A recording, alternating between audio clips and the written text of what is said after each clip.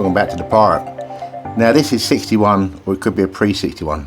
I've already done a lot of filming for 61, but we had a massive heat wave in the UK, and so that kind of stopped the game for a little while. So today we're going to make it a sort of a 61 plus an update plus some stuff and some of the problems which I'm going to need to deal with and some of the timescales we're up against. So I think we'll start probably outside. We'll have a little look here first. We are slowly building up. These here are the switches for this, which we'll go over in a second. We're looking at the front as well. You notice here I've got my little fan running. Now that fan, to me, that's been like taking it with me everywhere I go. And so rather than trying to find somewhere to plug in your phone, I've been having, can I plug in my fan somewhere? If we look at the front of this boat, or the sides, now we need to buff this, we know that. But we also need to get this done ASP, because the next bit I'm going to show you needs to go on this boat within the next 2 weeks. We've got a bit of a time limit now because the boat's going to be moved. I'm going to sort it out with the yard owner today. And two reasons I'm going to move the boat. Firstly, if you look underneath, you can't get to anything very easy here. We need to go on a concrete plinth. We've got welding to do. If you look just about, you can just about see where we got things to go. And we need to do it. Also, down the front here, these pipes, we've got to find a home for them. A lot of this can go, but these rails here, all around, they've all got to go up on the boat. Even if we take the stainless ones, we make it so we can take the stainless ones off. These ribs here need to go on. The strips around the edge, they do need to go on and to be put on permanently. These props, now these props have got a story. Now, if we look at them, we do know that they're 23 by 26.5 on the pitch, which is way too big, way too big. So they've got to come off, and I've now found a place not too far away what can exchange them. We know what we're doing with the exhausts, but we go over it again slightly, just a little bit. But yeah, we've got a few little issues on the inside. Some of you have already seen this before. The sliding door is now a sliding door. Now, if we look at the edge, obviously I've only put a piece of wood here for now because I need to measure off to get this working. While we're here, we look at the back here where some of the electrics go. Just here I'll drill 2 holes. They're for USB-C and a charger, and the switches there, which you have in these boxes now, are really to control them. But that's caused me a little problem. We need to make a change. Now these will fit lovely. I can bring this out a little bit, which is absolutely brilliant. These switches I can pop out from the front, but if I screw these ones in, I can't pop them out from the front. I'd have to have something in here, and that was the original plan. But this wall is moving this way, and so when I come to this bit here, I want to make it a permanent panel. So basically there'll be something come along here above this door to about here, then this door frame can go in. But if we look onto the floor, this panel here, we're onto the tanks. This has got to come up because the water tank underneath there, and down in this section here there is also some stuff to be done in there as well. There's some welding to be done and some fittings to go in. But it's definitely a jigsaw which is slowly coming together. Let's have a quick look at these switches, shall we? Now, believe it or not, it's cheaper to buy a rack of switches than it is to buy them individual. If I take these out, these will all be disconnected and put in separately into banks of 4, banks of 2, or whatever. If we have a look at them, technically they're quite useless the way they're set up, but it's easy to buy them in banks of 8. 2, 4, 6, 8. Well, we're going to use all. We've got about 24 switches going, they're all going to be the same, and they're all aluminium, and they're all very nice. If you look at the back of them, you'll find that the negative, basically all that does, these are single pole switches, so that means they only switch to positive. All this does here is operate the little LED in the light. That's all it does. But there's a general little issue about these. This is your live feed. So if I wanted to then use anything off this, so the pin at the bottom here, for example, goes off to your supply item, which could be a pump, it could be a light, it could be anything.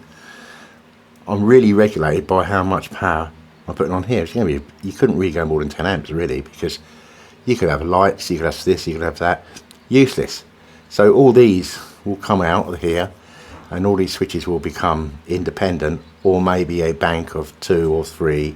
You might put a 10 amp supply on 4 of them, and so on and so on. But basically the little rack, we could use the rack still if we wanted to, but the way the switches are done in series like this is no good. And the other point I'm going to make, when you do these are in series, which is a negative to 0 volts. That's only for the lights, that's fine, but you don't want to be putting grounds through your boat in series. You want to power them off to a main bar.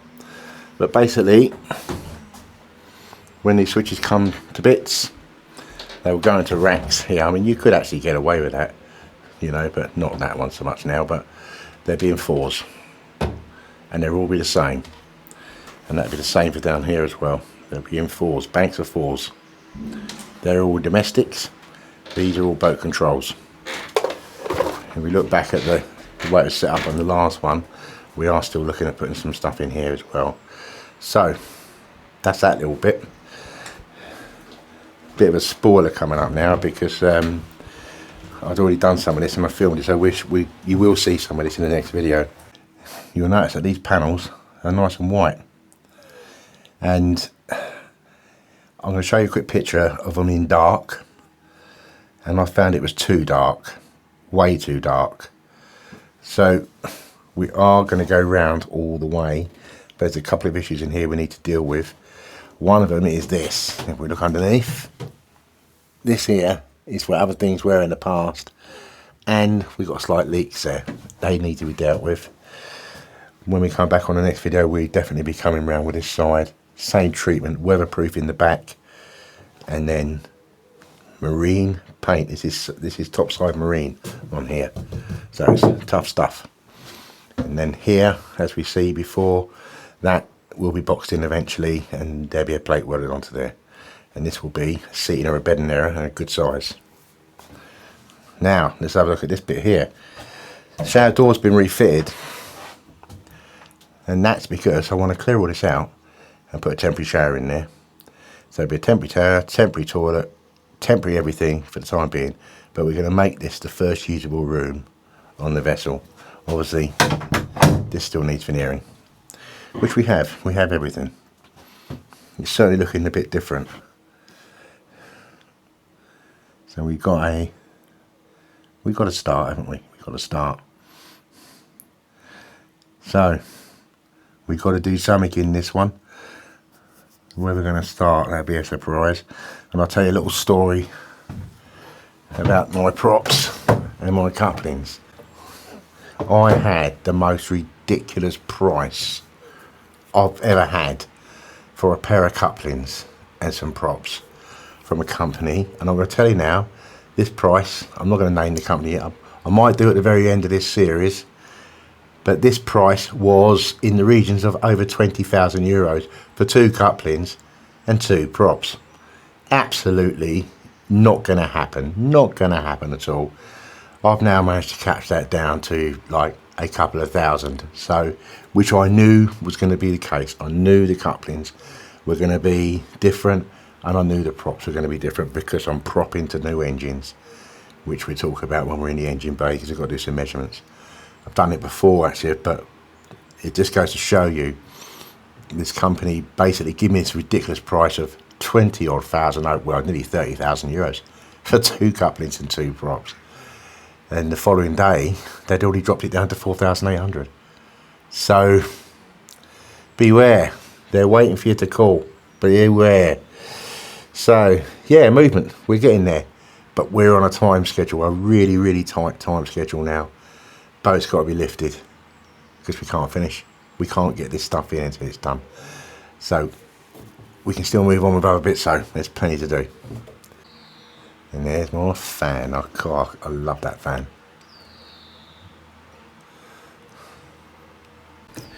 We'll put the Morse on for now because this Morse actually has another rim what goes around the outside, which we're not going to bother with that just yet because this has to come out again. But basically that will slot in there.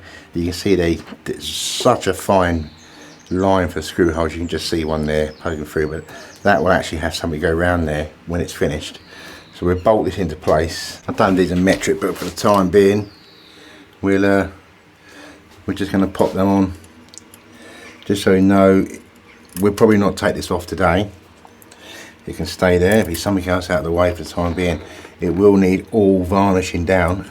Again, sanding and varnishing. Everything I'm touching needs another little going over.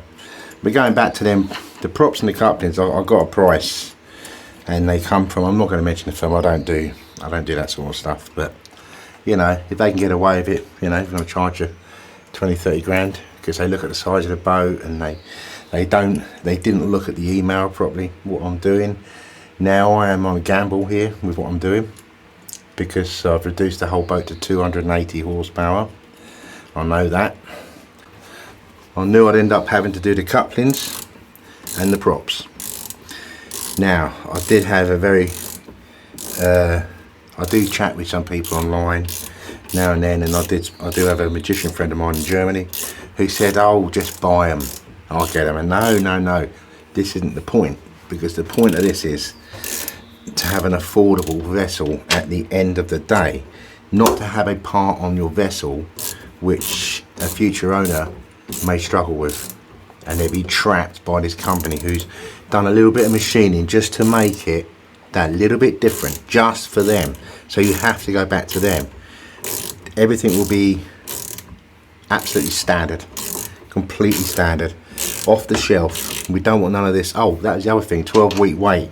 So basically they're going to have them made up for you and then make them slightly different, and that's what they do. And so the answer was no. I did get offered a very good price in the end for them. They did come back and I just stated no, politely. So I've now found another way of doing it. We'll go over that later. It does mean a little bit more work, but it's because I was getting lazy in the engine bay, basically. So, okay, so that's now on. Now, like I say, there's a rim to go around this, and so that can move around a little. It's got a little bit of play. So if we grab a steering, grab the helm wheel, basically, and see where we are for positions.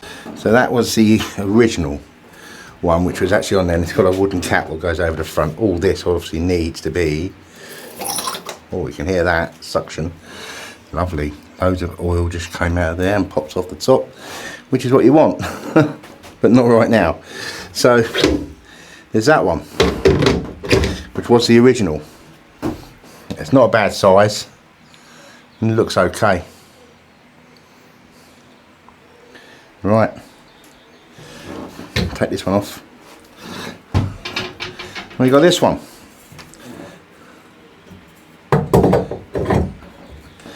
You know what? I don't know about you, I kind of like that, but you can get better wheels. It doesn't really matter.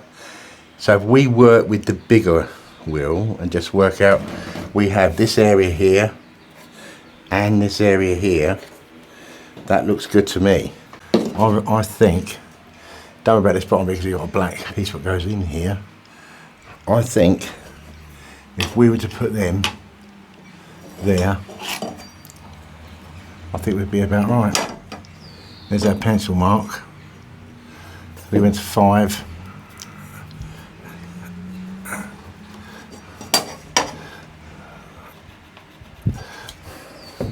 I know that's straight.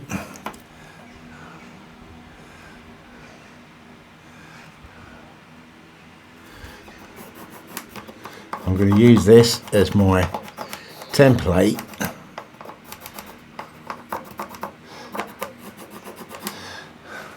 I know that I'm 3mm all the way around, and my pump, so I know here, I know you can't see it, but that's where that will go. This isn't it, but this is where it goes. I'm 3mm all the way around. That gives me all this space here.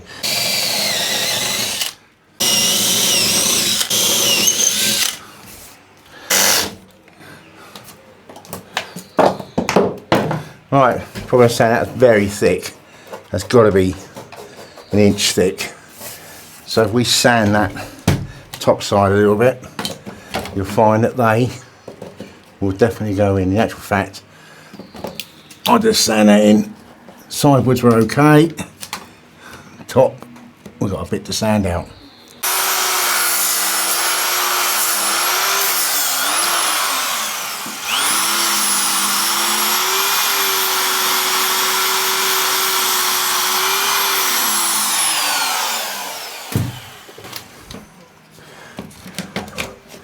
There we go, we've got movement. Like I say, all this needs to be varnished again. It needs to be sanded and varnished. But we'll screw this in. We'll leave this, these ones can stay. We'll just unscrew them when we're ready. Okay. We'll have a tidy up, a little bit of dusting to do. We're going to have to look at something else because we're at the point of abandoning ship at the moment. The temperatures are getting too high. We're in the 38s now in the boat, and man, I can't do 38. Not like this. We're slowly getting there, even on a hot day. I'm doing something. I want to get all them in. Not today. Not today. I've got to admit, I do communicate with some people, and while I'm here, thank you, Mary, for your comment, and I have actually sent you some contact details as well about your previous vessel, which you had in the 90s, which would be nice to see. That was an ocean pirate as well. As like this one, I think I explained with Mary, this was the first off the production line. This was the pilot one, the showboat and such like. That's why there's been a lot of podge ups on this boat, because showboats do have podge ups. But Mary and her husband had one, and they sold it in the 90s, and she had some pictures of the interior. Well, that's brilliant. I'm not doing the interior at the moment, but I'll tell you what, ideas are great just to look at things, you know, and it'd be nice to have them and get some ideas. I've got some ideas what I'm doing already. I'm very open planning. We're going to go down here now, and we're going to look at something, and I'm going to explain what I'm going to do to get out of this predicament about the couplings. And you can be held to ransom in the marine world for something. This is where you've got to start using your engineering experience to get out of trouble. Bear in mind that this boat, whether I keep it, whether it goes on, whoever has it, whatever happens in the future, I want this boat to be easy to maintain. And if I introduce couplings, what cost tens of thousands of pounds with props and everything else, if something goes wrong, that person is not going to be able to easily maintain it, is he? I spent a long time thinking about this, and I hope my ideas all come together, but let's have a look. Now, this is what we had before. We've been on this, and I struggled to take this off because I was putting too much heat onto this, and I've got my tide seals here, which are in excellent condition. I don't want to damage them. If we measure them, we do them in inches, as they normally do. Switch it on. Hope it's switched on. God, it's warm down here. Millimetre, inch. Okay, it goes up to 6, and that makes it about right. We're just under 6. Okay, so 5.76. Now, what I want to do is I want to take these off. Now I'm going to have to get some hydraulic pullers, some serious pullers, and put a continuous tension to get this nut off again and get these off. I'm going to reduce them to, I'm going to get them machined to around that, what you can see, not too much. Okay, literally not too much at all, and I must have enough when I do this on this body for nuts to go through. If not, I'll have the body machine down just a little bit, just so my nuts can go through, and then these will be fitted welded, and then we put on a machine and we turn that into a 5-inch flange, and it can go back on, and we do it to both, and then they'll be re-drilled for a standard off-the-shelf machine coupling. Now the engines, this is actually pushed back too far. I do believe if I get down there, if I can just manage it, this is a bit awkward. I turn and it comes forward. So it's coming towards me and it turns absolutely beautiful. I mean, considering it's not in the water, it's not getting any lubrication. So it may be a possibility that this will be coming down about 1/4 of an inch all the way around. These will be fitted welded and machined, remachined, and I might then have to just machine this just down 1/4 of an inch all the way around. Not even 1/4 of an inch, probably about, is that fractions, just enough to get the fixings in. But I'm going to have to get this nut off again at some point, and then we're going to get a really decent set of pulleys. Now someone told me that this looks like a tapered shaft. Well, I think that's quite a possibility if it is, because if I look, we know the shaft is 42. We know the shaft is, sorry, 42 we're talking about. If I go into millimeters, let me zero that.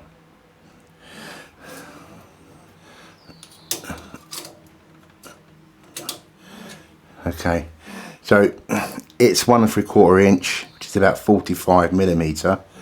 If I hit that, that's 44, just under 45.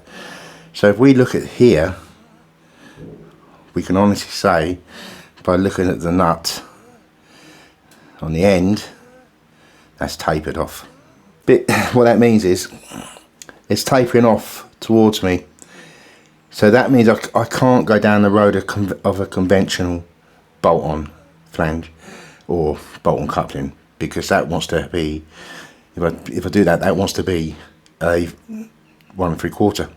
Simple as that, and it bolts on a flat. This bolts on a tape, this goes onto a taper. I have to think of the future. I have to think about if I need to repair this, or if someone else needs to repair this. I don't want to put them in a position where they think, oh Christ, he's put on some specialist coupling. Where do I get it from? Well, if you got 20,000, you can get it from this place in Italy. But obviously not, because they dropped their price down by about 20,000. Don't get caught out with, oh dear. But yeah, so that's the plan with that. We're going to get it off. I haven't got the pulley yet. I am going to hire one, and we will get these off and get them to the machine shop. That's where the engines are. So when we do that, we get the couplings as well. We can match everything to the gearbox, to the engines and everything before they arrive. We know it's all going to fit. Next,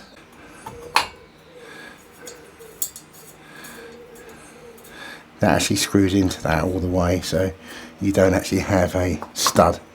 But for now, we just want it to lock up. So with the bilge pumps here, these switches do not latch in. All they do is run the pump by manual, and they will eventually be connected permanently to a permanent supply. You will not be able to isolate them switches unless you take the fuse out. So many people put their bilge pumps on isolations, well, which you can do. You can put them onto an isolation switch, but don't turn it off when you leave your boat. More boats sink in their moorings than they do at sea, just remember that. So you want them to work. We'll get round to that one day. Okay, big tidy up. We're not going to be doing them today. We are slowly getting heated out of the boat. It'll be interesting to see what the temperatures are when I put my thumbs up and say bye for a week or two. Wow. Now look now, this is the probe what's picking this up. It's not in the sun.